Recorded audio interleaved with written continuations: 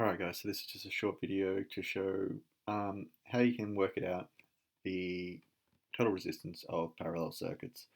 And what I'm trying to get at here is that there's two ways you can do it. You can use your fraction knowledge if you're stronger in your maths, or we can use our calculator. So first up, we're going to solve this by using our fraction knowledge. So we've got here our formula, which is 1 over the resistance total equals 1 over whatever R1 is plus 1 over whatever R2 is.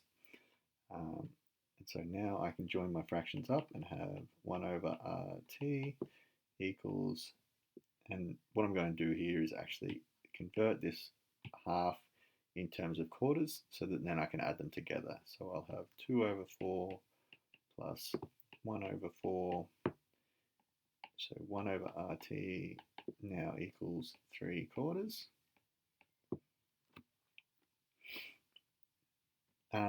And now if I've got 1 divided by something equals something else divided by something else, I can actually flip my fractions over. So now if I want to have, what I mean by that is I can actually rewrite this as RT over 1 equals 4 over 3. I'm allowed to do that. That'll give me the same answer. And that just means that RT, because any number divided by 1 will just equal itself. So now my answer is 4/3, or 1.3333. So the other little trick to sort of get at here is that I can also, rather than thinking about it as flipping fractions, I can think about it as in if I've got 1 divided by RT, I could rewrite that as 1 equals 3 quarters, and then I'm going to times the RT across the other side. And now I've got a few different options for what I can do. I could go 1 times 4 equals 3 times R. And now I've got 3 times R, so I can actually divide that. And 1 times 4 is just 4, so I'm going to end up with 4 divided by 3 equals R. So there's sort of the steps there.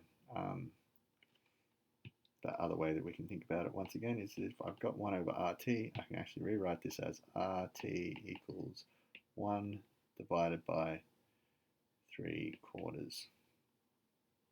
That's what my next little step there as well can be. And if I do that, that's the same as flipping my fraction down the bottom here. Or if I was to convert that to a decimal and go, that's 0.75. If I divide 1 by 0.75, I end up with 4/3. Probably skipping a bit ahead to the calculator section there. All right, so when we're using the calculator, we start with exactly the same thing here. But what we're actually going to do is we're actually going to skip it a little bit, and we're going to rewrite it straight to that. RT by itself equals 1 divided by 1 over 2 plus 1 over 4. And then regardless of the fractions I've got, my next step would be to convert these to decimals. So I would then turn that into 0.5 plus 0.25.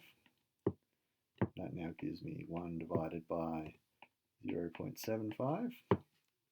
You can see that we're getting pretty close to our answer now, and then I just plug that into my calculator. I go 1 divided by 0.75, and you will find that you'll end up with 1.33 repeating, or we can just write 1.34. So it's really up to you guys which way you do it, whatever you're more comfortable, whether you want to use the calculator.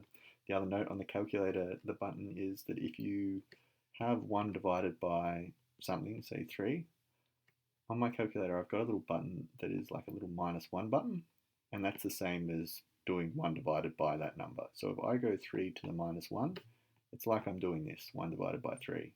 So you could also, once you get to this 0.75 section,